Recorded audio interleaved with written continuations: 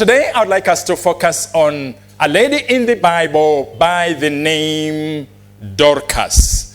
The first thing I would like us to note about Dorcas is that she was righteous. Acts chapter 9, verse 36. It says, in Joppa, there was a disciple named Tabitha, which when translated is Dorcas. She was not just any other lady. She was a disciple. She was a follower of Jesus. And sometimes, when we think of disciples, we think of men. Here is a lady, here is a woman who was a follower, a learner, a student, a disciple who endeavored to walk with Christ and be righteous. She was a disciple of Christ. And those around her also knew her as such. And friends, I'm here to remind us of the fact that, we can honor God and be known as righteous people and be known as Christ's disciples wherever God has placed us. You can still be a disciple of Christ in whatever field God has placed you.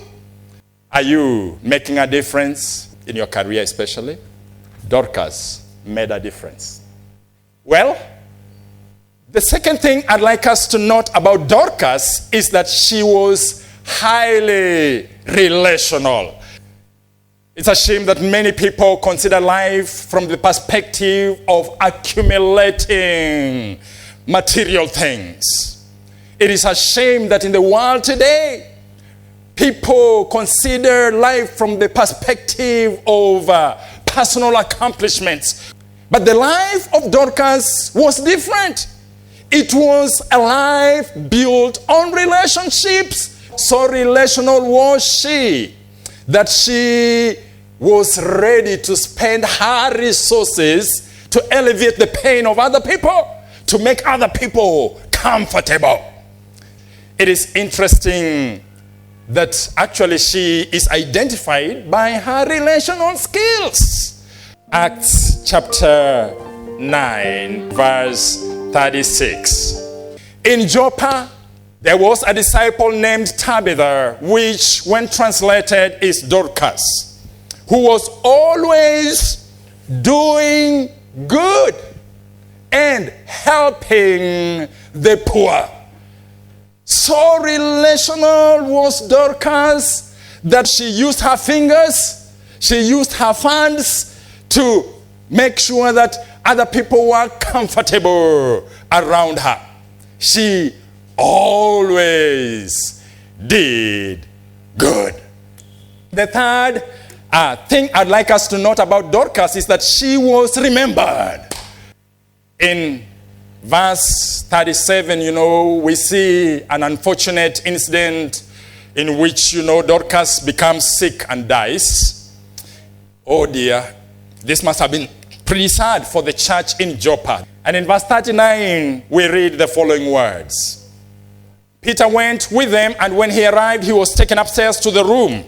All the widows stood around him, crying and showing him the robes and other clothing that Dorcas had made while she was still with them. All the widows stood around him, crying and showing, this garment that I'm wearing. It's Dorcas who made it. This robe that I'm wearing. She made it for me. She gave it to me at no cost. How sad it was. But listen, friend. Dorcas is being remembered for her dressmaking, yes. But there's something more that she's being remembered for.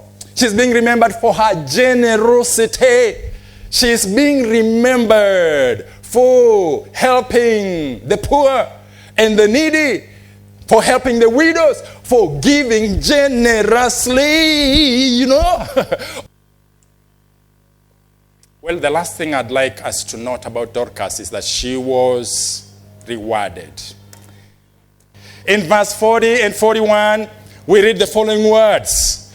Peter sent them all out of the room, the people who were around him. Then he got down on his knees and prayed.